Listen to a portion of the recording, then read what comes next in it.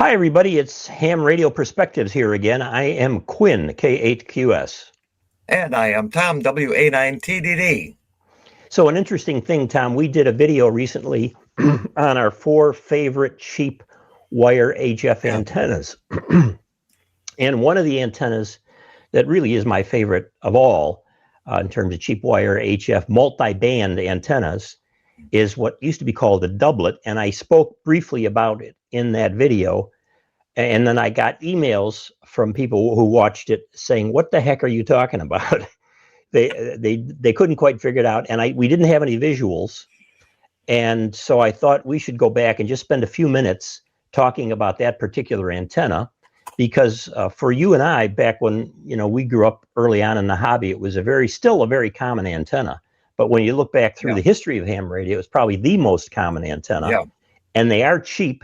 And I'll show you mine and how it's set up and so on here too. So for this one, I've added here a PowerPoint that we can use. And you see on this first slide, Tom, comment on here anytime you want. It says an open wire fed antenna. Now, when you look at that, you might think, gang, that it's just a dipole, because a dipole, of course, is a typical antenna resonant on one frequency that you feed in the middle, and we think about feeding them in the middle with coax. Now, coax is unbalanced, and the antenna itself, a doublet or a dipole, if you want to use that term, is balanced. It's the same on both sides, and the coax is not 2 wires in the middle of something, but it's the wire and then the shield around it. And so almost everybody today thinks of making antennas and using coax, but actually through the history of ham radio, a lot of antennas were of this type, this kind of doublet, and they were fed in the middle. If you look there, it says balanced feed line, balanced because it's the 2 wires. It's not like coax. And they would use what was called ladder line, which is maybe like 4 inches. The wires are 4 inches apart, and there's wood or nowadays often plastic that's holding the 2 wires apart. So you're feeding this as a balanced antenna. The 2 sides are the same, and you bring it into a tuner so that you can then tune it up. And for the most part, you have to have a tuner with this kind of antenna because you're using it multi-band. Now, when we did that video before, Tom, I misspoke, and I called what I used, and I showed a little picture of it, ladder line, which is the thick, the bigger stuff. And I used the window line, which I'll show you again in just a minute. So if you look on the left of this image, you see the window line, which it's about 1.25 inches, maybe thick, compared to 4 inches across, let's say on average, with the ladder line. So this is the antenna. And if you are tricky about how long the antenna is and how long your feed line is, in my case, window line, you can get this antenna, if you have a good tuner, to work on many bands at once with very low loss. Okay. So, Tom, I'm thinking that when we did our history videos and we looked at some of the early radio stuff, most of the antennas, it seemed to me, to be this kind of doublet. Right, especially if you could really see it on the broadcast antennas, where they had the ladder line, more so the window line is more or less a newer invention based on 300 ohm TV twin lead. The window line is about 300 ohm? It's 300 ohm, yeah. Some people do use the TV line twin lead, but that's not as good as the window line. You're right, it's 300 ohm. So here's what it looks like.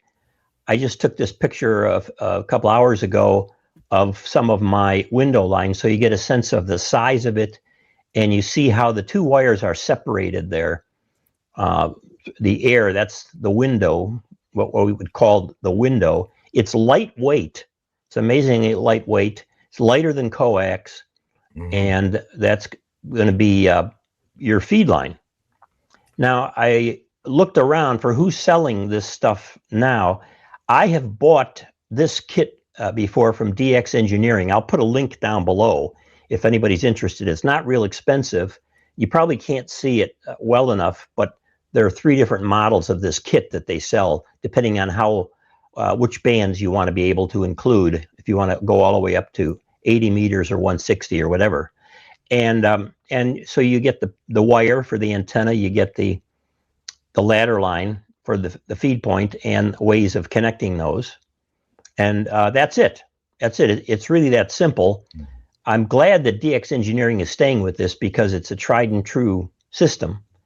Now, this is from the manual, and if you go to the DX Engineering site where they sell those antenna kits, they have a manual that you can download and look at this. Now, this tells it all right here, gang. So you say, how do you get this on multiple bands? Well, if you look on the left, you see what frequency would be require the longer length on the left side, so up to 160 meters. The second one down, which has a little red there, 80 meters, that's what I shot for because I don't have a lot of room on this land here. But look at the lengths here. So the shortened dipole in feet, they estimate will be 110. So that's the wire, the dipole. It's not what you would think of for 80 meters or any other band. It seems to be random. And in fact, to some extent, it should be random. And then you go to the right of that and it says make feed line. Now the feed line, of course, is the 300 ohm window line, an odd multiple of this length in feet. And there you see the different options for different bands, depending on how many bands on that list on the left you want to get on. I put down below what work. I bought the one for, I don't know how much originally I bought, but using the 110 as the common length, I used 110, and then the 30 feet was too short for me to get into the shack. So looking at these odd multiples and all, I fiddled around a little bit with the antenna analyzer. And on the bottom of this, you can see mine is 108 feet long, 2 feet less than what they recommend there at the DX Engineering. And then mine is 88 feet of the window line that comes right into the shack. That is the whole antenna. Very inexpensive to build this kind of thing. You just don't think of it the way you normally think of trying to make a dipole for a single band. Maybe it'll work on another band for you. You'll get lucky and so on.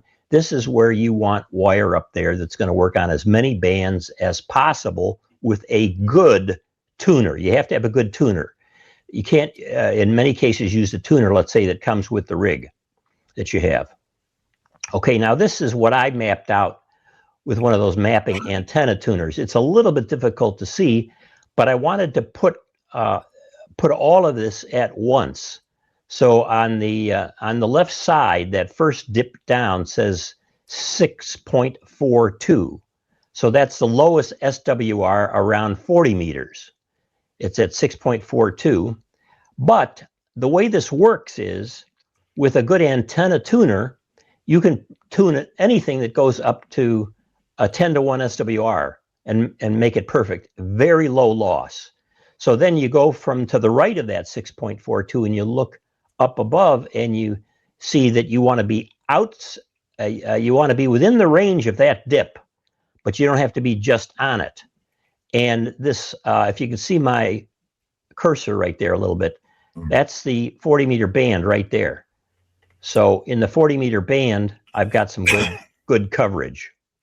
And then we go over to the next one, dipping down, is 10.6, and so on, all the way over. Let's look at a couple more. We've got a dip at 13.1. That's the one that I use for 20 meters. 15.6 for I can't remember this now. The 15.6. Let's see. I'm looking. Here's 20 meters right here. So that's the 17 meters. 17 meters, right? And then we go a little bit further. Here's 18.9, and 17 meters is right here. That's that mark there. Then we go down to 15 meters, And you can see on 15 meters, pretty much cover the whole band under 6 to 1, and definitely cover the whole band if we look at 10 to 1. And we go a little bit further over here to 15 12 meters, 12 meters. Yeah. And then we go over to 10 meters. 10 meters. Now it says 27.3 for 10 meters. That's where the dip is, because I wanted to get as many of these bands going as I could.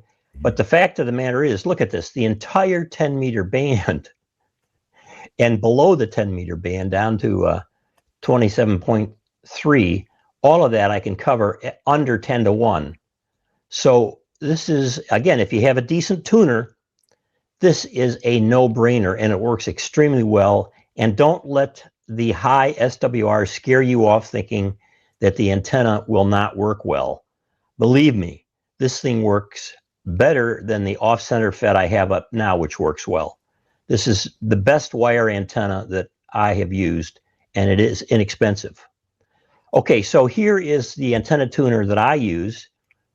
It's the Palstar AT2K. I put this up. Unfortunately, my shot earlier today is a little bit out of focus. But if you look at the top right, that's my cheat sheet for where I set the inductor, the input and the output for each of the bands that I commonly operate. And so I just put the tuner on those. Then I key down just a little bit to make sure the SWR is real low, or tweak it if I have to. Sometimes you have to tweak a little. But normally, if the weather is the same and it's not raining or snowy or some other problem, then I just go to those settings and bam, it's right there. It's not an automatic tuner, but it works for what I need. Now, here's how I connect to the antenna tuner. You see on the bottom there a PL259, and then a short bit of coax, RG213 or something, I can't remember what that is, going into a balun. Now, why do I have the balun? I have the balun because I can't feed those wires from the antenna directly into the kind of antenna tuner that I have. I have to have a little one-to-one balun. So let me just show you the back side of that. There's the other side right there. So the window line comes in, I attach it to those 2 points right there. And then if we go back here, you see that PL259 goes into the tuner, and that's all there is to it. That is it, Tom. It's the best job I can do quickly to explain this to everybody. But believe me, this is really a fantastic antenna if you want to fiddle around a little bit and you have to have a good tuner. One thing a couple of things I would add here, Quinn, is number one, based on your tuner, if you didn't use the one-to-one tuner, balun, you need to make sure that your tuner has a separate connection for a balanced antenna. That could eliminate the balun. Correct. Number two, it's very important that you use a high quality tuner because of the voltages on the line, preferably with a roller inductor, right, like your tuner, right, because the inductance based on your standing wave chart, I mean, your inductance is probably going to be out of the range of the standard tuner where you're just clicking a position on a fixed coil. The other thing you should mention is that when you're using window or ladder line, you need to keep that line about 3 feet away from any vertical metal structure. If you're putting it up against a tower or a metal mast, you need to keep it about 3 feet away so there isn't any interaction between that open line and the metal object. And that's where coax has its advantages, because you can zip tie it right to your metal strut or a metal mast without having any reactivity between the feed line and the metal. Exactly. Yeah, good points, Tom. And then I'll just add one more point that I mentioned in the other video, and that is that I cannot use this antenna here in West Michigan during the winter because we get long periods of time where there's ice and snow built up on things months at a time, and that changes the impedance and throws everything off, and I have to start getting new readings every time I go to use the antenna. It's a real pain. But you're right. Thanks for mentioning those things, Tom. That's great. I have no problem in my location here keeping that feed line coming in, so it's not near any metal at all. And I kind of loop it in. It's very forgiving, by the way. If you've got extra of this window line outside, it's very forgiving. Just don't make loops out of it, because if you put it in loops, that'll change the impedance as well. It can lay on the ground. It can be laying on the deck. For a while, I had mine with string attached under the deck, moving along that way. Unless it rained, no problem whatsoever. But there's that issue of the winters here using that antenna that really used to rile me, because we would go so long with me not being able to use this antenna. So that's the antenna that I was talking about in the other video that we'll put a link to down below.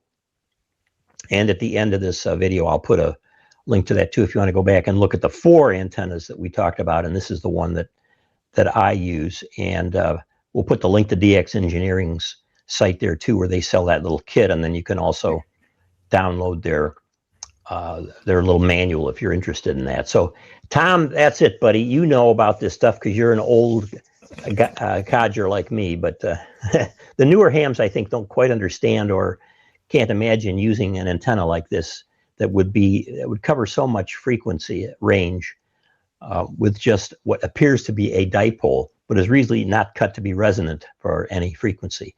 So thanks, everybody. Ham Radio Perspectives, I'm Quinn, K8QS. And I'm Tom, WA9TDD. Adios, gang.